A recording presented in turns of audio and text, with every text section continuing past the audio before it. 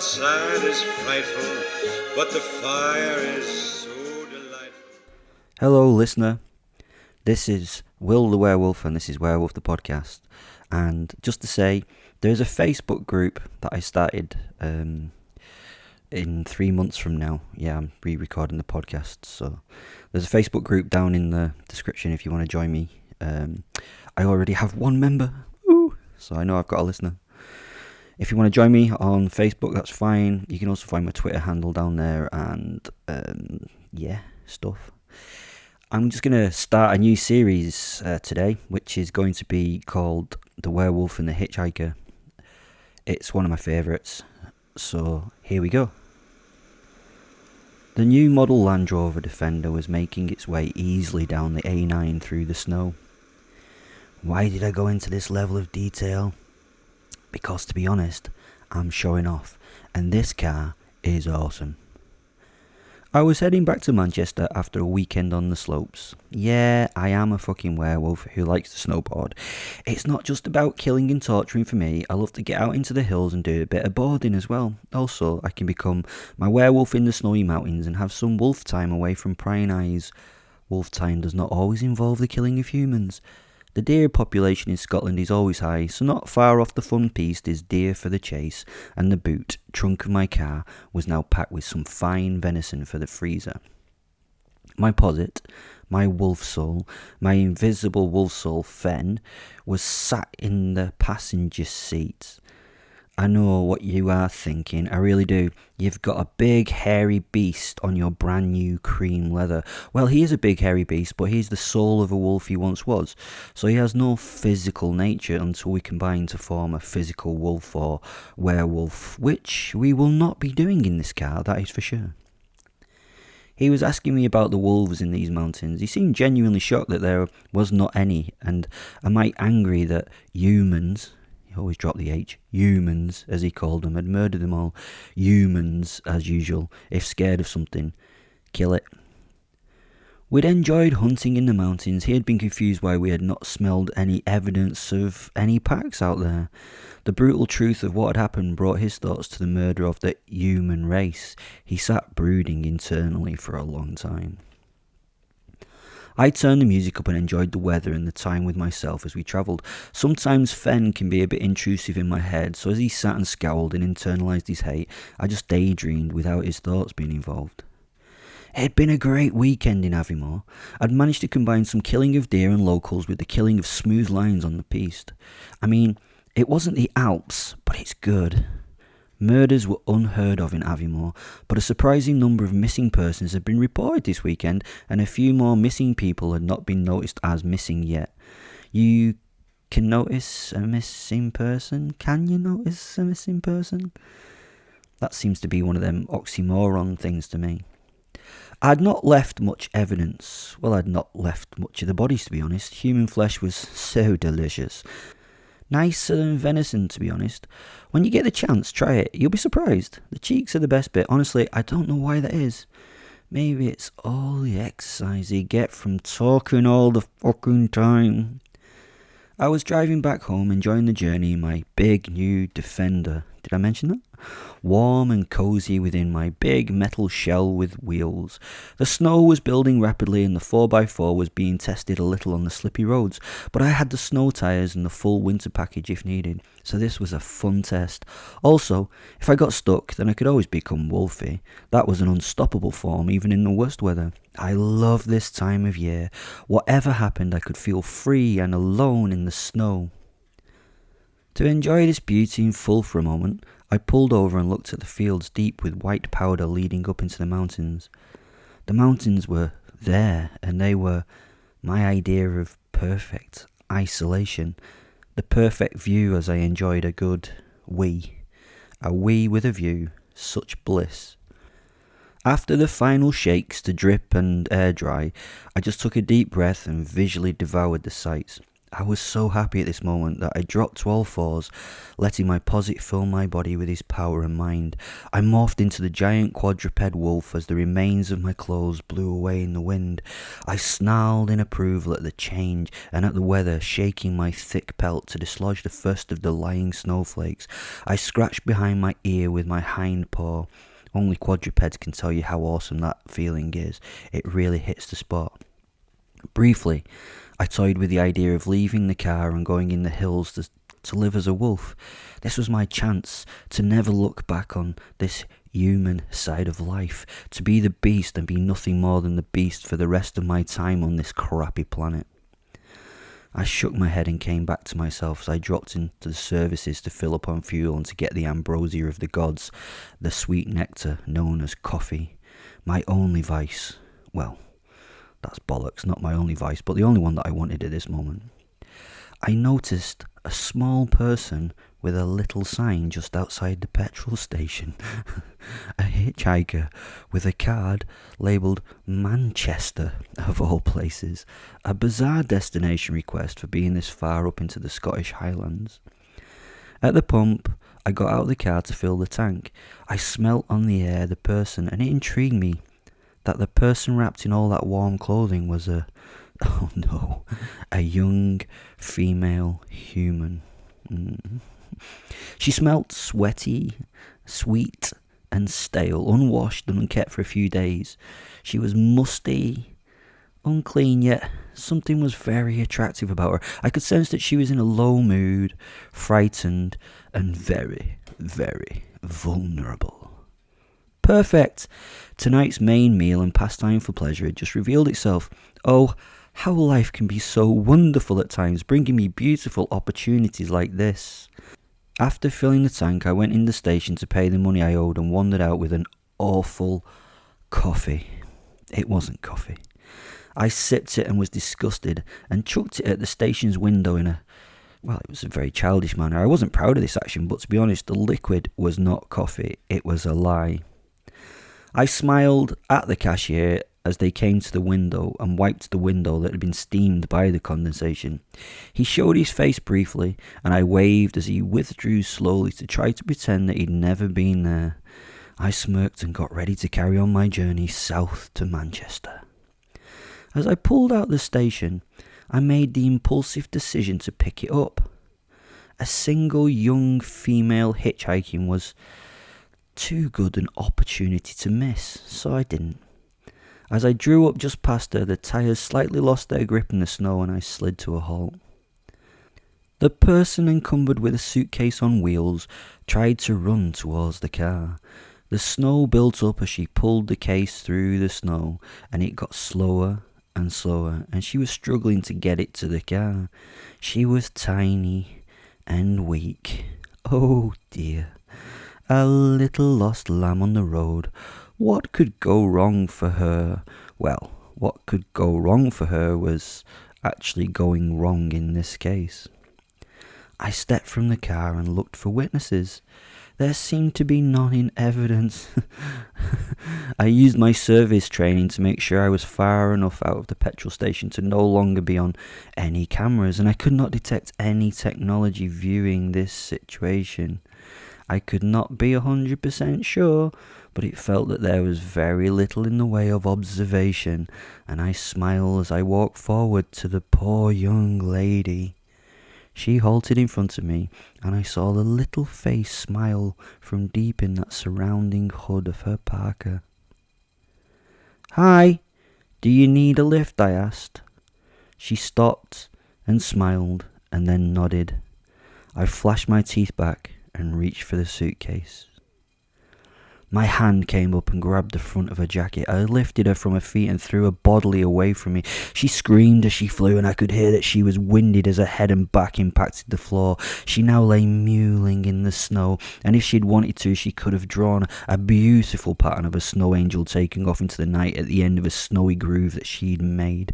She definitely did not want to create a snow angel at this point. She wanted to run away from the horrible man. She cried out and scrambled to her hands and knees and started screaming for help. I smiled and quickly walked up behind her, grabbing her oversized jacket between the shoulders and lifting her from the ground. She screamed again and kicked some more as I turned from the road into the surrounding woodland, dragging her kicking and screaming on her front deeper into the trees. As cover, she protested, and then silence. Pleasant daydreams. Again I shook my head from my thoughts. Deposit giggled. That was a good one. Kill Fen, he posited in my brain. I laughed with him. It's a definite maybe. Let's see what we find. I pulled up where the hitchhiker had parked herself. She did not move as I got out of the car. I got out of the car and wandered up to her with my hands deep in my cardigan pockets. What are you laughing at? Yes, I rock a cardigan and I love it. I looked deep into the hood of the huge khaki Parker jacket and bending over to be at eye level with her, I smiled my wickedly handsome smile. My smile is always a winner, and with it revealed to her, I sensed her relax and melt a little. She offered the handle of the case, which I lifted and carried to the back of the car, pressing the auto open of the 4x4 to get the case into the boot. Hear that? Auto open. This is so fucking cool, this car. Once the case was in the back, I silently showed her around to the passenger door like a gentleman of yesteryear. As I walked behind her, I took in my posit and became the werewolf. She'd not noticed the transformation and started to turn towards me, unaware. Her eyes suddenly registered shock as she met mine. Her mouth a soundless "oh." I darted forward and bit into her soft and succulent throat. The arteries torn, spewed her lifeblood into my mouth. As a delicious torrent, I sucked on the sweet, sweet juice, imbuing her very spirit through this ingestion of her vital life fluid. She struck me. Her blows weakened as her body succumbed to the loss of her life. Her struggle ended with a sigh, and she fell limp. I dropped her to the floor and ate. I shook my head out of this orgasmic daydream yet again. At this point, I'd not said a word to her. She'd hesitated for a moment in making a decision, and it would be maybe a life-changing choice at this point. I could sense the indecision in her head, but I could feel she was cold and wet and hungry, and this overcame the worries of getting into this car with this handsome older man. She climbed into the car and thanked me as she took her seat. I walked around to the driver's side, noting if anyone had witnessed this casual kidnapping. No other cars were on the road. The windows of the station were steamed up with condensation. The CCTV cameras were all focused on the station's forecourt and not, as I thought, able to see me take her. No one knew that I had this little morsel. This was too simple. I got into the car and sat down, clunking myself into the seatbelt, and used the windshield wiper to clear the heavy build-up of snow that had already started to mass on the screen. She had unzipped her much too big down jacket and was taking it off with some difficulty. Once free from the coat, she brushed back her tousled red hair with her hand. She then loosened her scarf gently, which was a definite home knit, judging by the smell it gave off. It was a recent knit by a granny. I locked the doors from the inside. She was trapped now, and I knew she could not escape me. "You fucking stupid child," I told her as I slapped her face back into the chair. "You're now mine, to do what I wish with. You are a fucking idiot." She shook her head and tried to move forward in her seat, her breathing heavy, on the edge of tears. She did not understand what was happening. She reached for the door, scrambling at the handle, crying and weeping. Please, let me go! Let me go! "No, you stupid little bitch," I said as I pulled her back in her seat. Again, I slapped her face with my open hand. "Shut up and sit still." Then she just lost it. She went crazy, screaming and shouting as she was throwing a fit. Her hands and feet flailed in every direction. I mean, she seemed to have no concern whether she damaged my interior or not. I reached for my seat and grabbed and crushed her neck in my grip. It silenced her, stopping her irritating movements and sounds. The pleasure of the silence was now wonderful. I'm going to have to stop this. I had to shake my head again, get rid of this joyous, joyous daydream, and just smiled at the thoughts. Jovial violence, pleasure in stopping an irritation, and I came back to the real world. I turned and smiled at the unviolated little lady. She was drenched from head to foot and in a pair of skinny jeans. She had pink trainers on, not so pink now, which were wet and caked in melting snow, which was fucking annoying in my lovely clean car. She wore a tight pink knitted jumper that hugged her young, lithe body in all the right places. She stopped moving and I noticed that she had caught me checking her out. I ran my eyes up her little body to meet her eyes. The predator in me was very happy with this lucky find.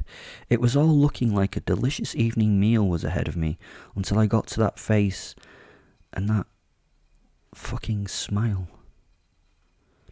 A beautiful smile that hit me like a well-aimed half-brick to the skull. Her lips were full and red from the cold, and part open mouth revealed perfect white teeth and a cute coyness. Her hair was the red of the autumnal woodland. It was a mixed up mess of reds and oranges, and my heart imagined them as the flames engulfing a tender dry forest. That hair was badly styled and badly cut, as though done by her own untrained hands or someone else's. It was tousled and shoulder length on one side and short and uneven on the other. In the traditional sense, her fringe was too thin and broken to be called a fringe. All in all, this mess of a haircut would look awful on many. No, it would look awful on anyone. But on her, for some reason, this just added to her sickly sweetness. It made her obvious in her innocence. She shone a beacon of delight in the bitterness of the world. Damn. Fen was giggling in the background of my mind. Will and Girly in a tree, Kissing, he sang.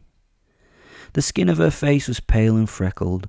Her eyes were as green as a glinting emerald and full of warmth and life. She was a breathtaking example of a human. I sat there in silence for a moment, staring. I just sat staring. Eventually I nodded at her and went back to preparing to drive, checking my mirrors.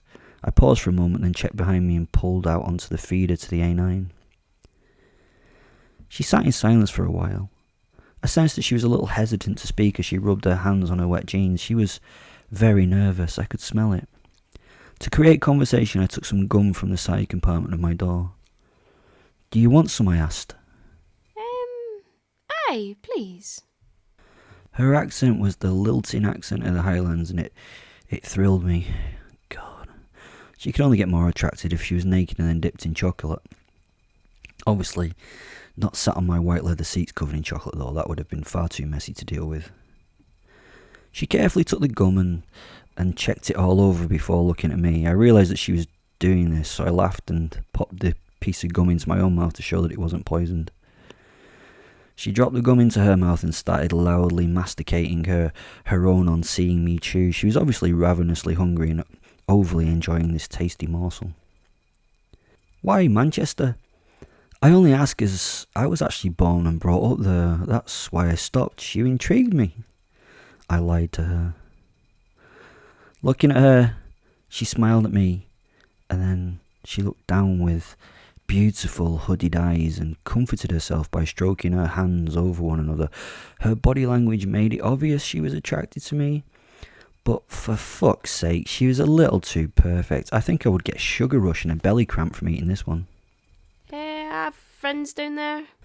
She said, ending with a drawn-out pause and an over-dramatic, wistful look out of the passenger window while she thought about continuing with the subject. I just needed to get away from him. It was just so boring and soul-destroying that I needed to go and try and have some experiences in life, you know? She smiled, looking up and shining a mesmerising radiance that raised and settled the beast inside. This was going to be an interesting adventure, a very interesting adventure. I like this thing. I liked it a lot, but I'm sure that I would get bored soon and eat it. My posit was doing a lot of internal tutting on a constant monologue in my head. He was in the back of the car now, laid out on the seats relaxing, his gigantic head lolled over the car's middle console where it gently rested, his nose on my elbow. There is nothing quite as relaxed as a relaxed posit. You can sense contentment and comfort. What the fuck is going on? He sent me through his thoughts. I sense that we're not going to eat this one. Are you not going to eat it? Are you going to fuck it then? What the fuck are you going to do, Fen? I smiled and sent the thought back that I really didn't know, but it will sort itself out in the end. And that's the end of the episode. Thanks for listening. If you'd like to support the podcast, there is a link that says support the show down in the description. That would be lovely. Thanks. Bye.